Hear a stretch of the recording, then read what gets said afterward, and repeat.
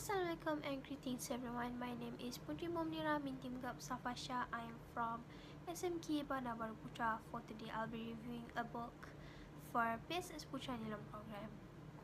And the book I'll be reviewing today is Night of the Living Dummy 2, which is from the Goosebumps collection. Maybe some of you do know about this Goosebumps collection book because it's one of the best-selling novel ever, or maybe some of you do know it from the movies. It's pretty much the same, but all the books collection tells details about each and every characters you've seen in the movie. And this book, Night of the Living Dummy series, is about the character itself, which is Slappy the Dummy. And each and every the Night of the Living Dummy series, which is 1, 2, and 3, has different side characters. In the second one, there's a girl named Amy.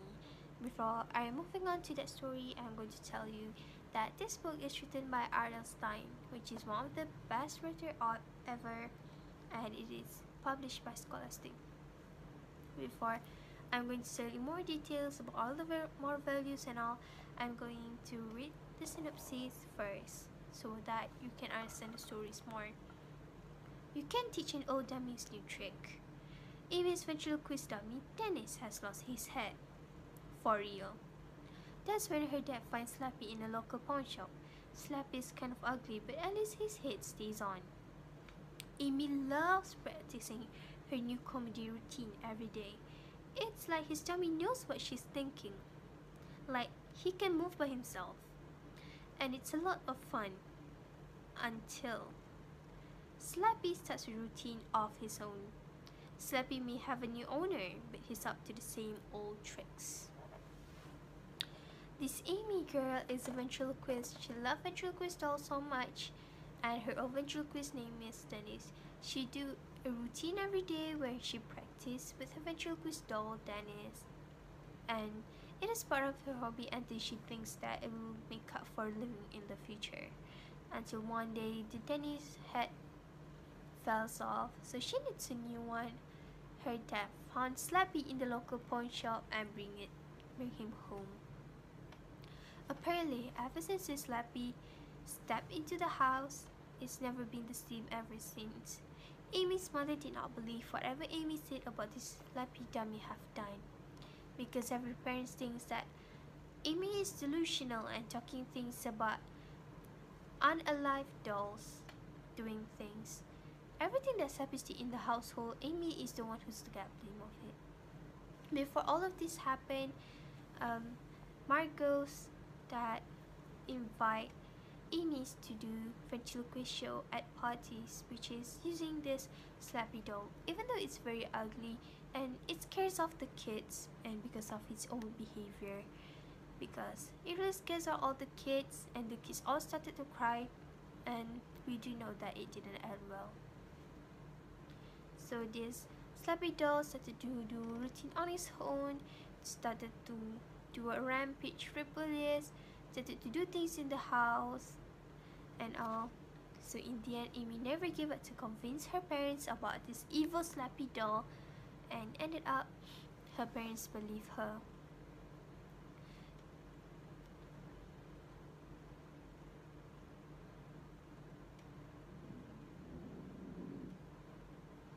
Even though her parents think that she is a little bit delusional about this doll, but it's true though. And all the things wouldn't go happen so worse if Amy's parents understand what happens to her because of the Slappy, the one her father brought her home. So in this book, if you read it properly, and you will be understand about the moral values you will get from it. And from the stories that I've tell you, from the synopsis, a little bit of details about it.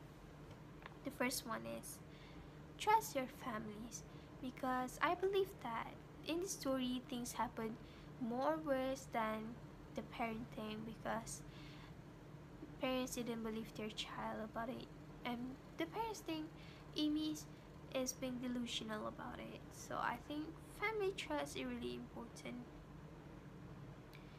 Number 2, never give up. In the stories, Amy never gave up at all trying to convince her parents and her family about the Slappy being an evil doll. Even though Amy's sister Sarah still believe her because Sarah's have seen things happens because of Slappy's. So I think we should never give up to convince someone about what happened to us. I don't even don't care about anything, but we still need to convince everyone about things that happen and let them trust you. And number 3 is do not judge a book by its cover. Please don't judge your child behavior because of things that happen. Maybe they just need your help. So by the way they behave, maybe they seeking for your help. So as a parent or as the people around, maybe we should help them and don't judge a book by its cover and give a helping hand. So I think I talked too much enough about this book, and I hope that my book review will open up your heart to read much more books or read more books about this Goosebumps book series. And I think that's all for today. Thank you and good night. Bye.